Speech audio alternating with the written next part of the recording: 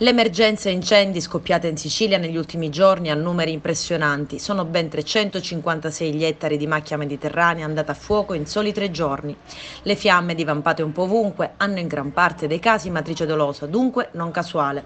Come spiegato dalla stessa forestale, roghi che appiccati sarebbero divenuti devastanti a causa del vento che ha alimentato le fiamme e del forte caldo.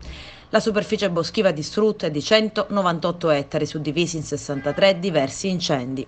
Il Corpo Forestale della Regione Sicilia ha fatto fronte a questa emergenza degli ultimi 3 giorni schierando sul campo 585 uomini e oltre 100 mezzi terrestri.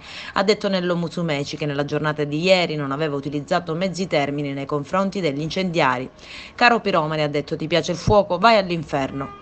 Ma il governatore passa e rassegna altri numeri. In 72 ore sono stati impiegati complessivamente 25 mezzi aerei, tra elicotteri e Canadair, che hanno portato a termine 264 lanci su roghi che hanno colpito la regione.